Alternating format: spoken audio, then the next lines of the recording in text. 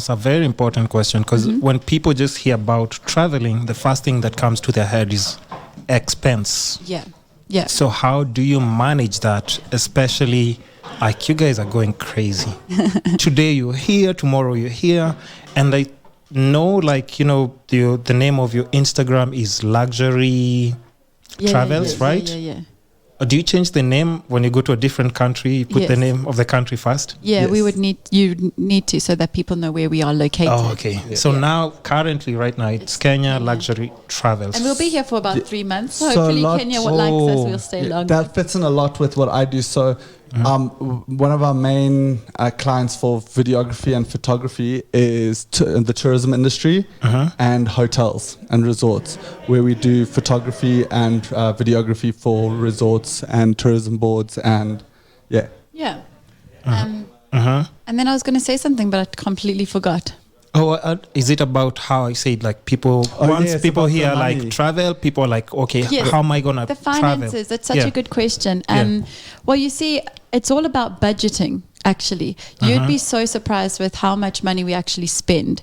So where a lot of people have borrowed money from the bank to pay off a car or pay off their house, they have all these expenses. They have cell phone contracts and ABCD all the way up to Z. Yeah. They just, so the money comes in and it's just out.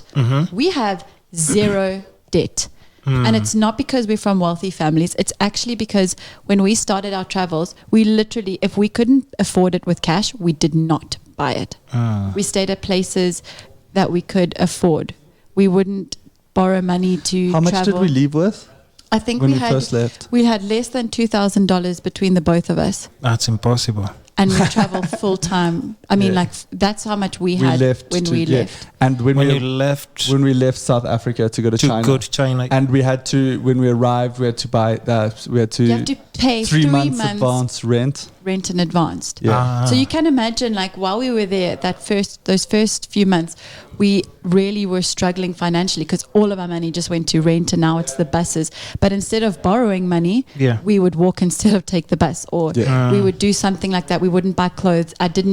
Even now I hardly get my hair done because I think about where is the best way to spend my money. Yeah. And some things can get crazy expensive when you're traveling if you don't get your priorities right. Yeah, absolutely. And to be honest, like even you guys mentioning that amount that you left with in your country to go to China, I know people who drink that amount in Kenya and they've never traveled. Yeah. And then people like say, oh, you just have so much money to travel. No, we don't drink. Yeah, we don't go. Oh, you don't drink at all? I mean, we'll have like... but like, you know, not crazy drinking. No, we won't. You know, not like, let's go buy a bottle and go... but we wouldn't like buy a bottle of something expensive and then drink it in a night. Yeah. Or you don't do this thing where people wash their hands in champagne? You don't do that? You don't do that? No. When I see that, I'm like, y'all stupid. Why would you do that? That's just so But I'm just saying, you know, and I'm always even having these discussions with my friends. Is that a new thing with COVID?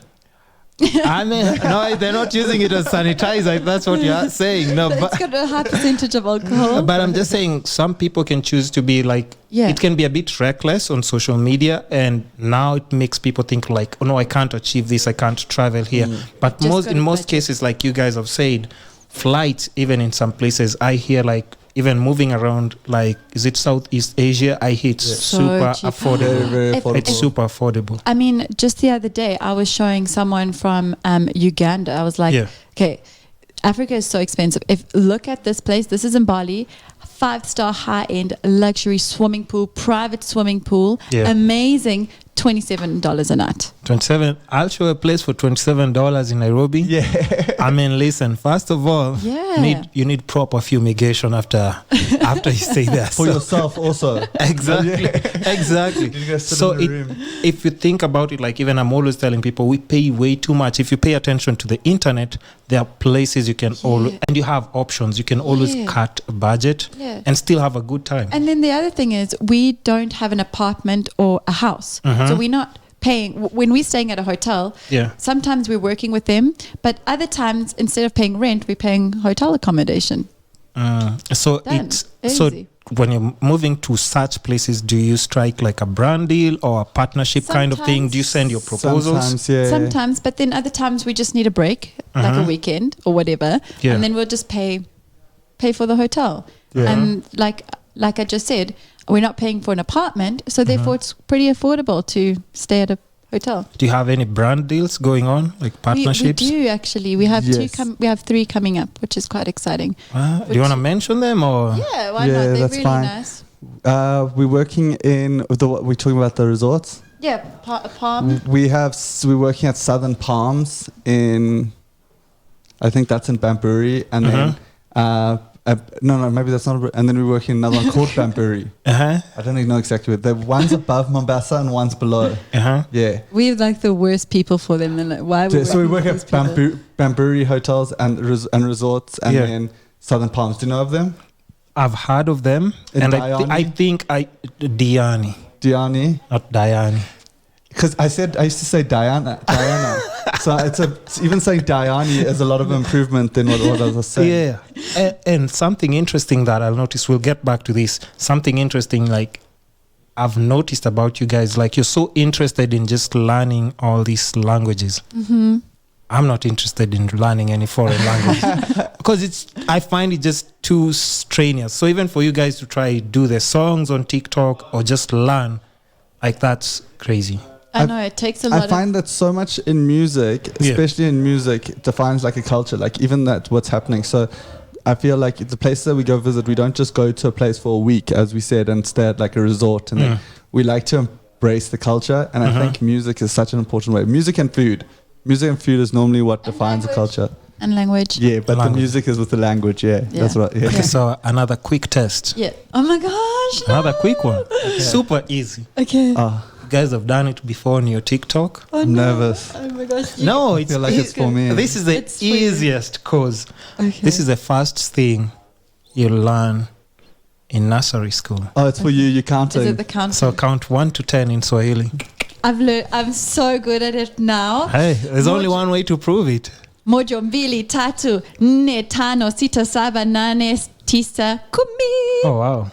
I have been practicing. Everyone gave you It's such like she a was hard ready time. for this podcast. Yeah. No, it's because everyone gave you such a hard time with I go to Tassie bed and Tia. and before I go to bed, I'm like, moja, mbili, tatu, come on, let's go. And now, actually, when you're saying it, it sounds like Swahili. Really? The first videos, I can tell, like, now it sounds like Swahili. No, wait, is my accent like really good? Yeah.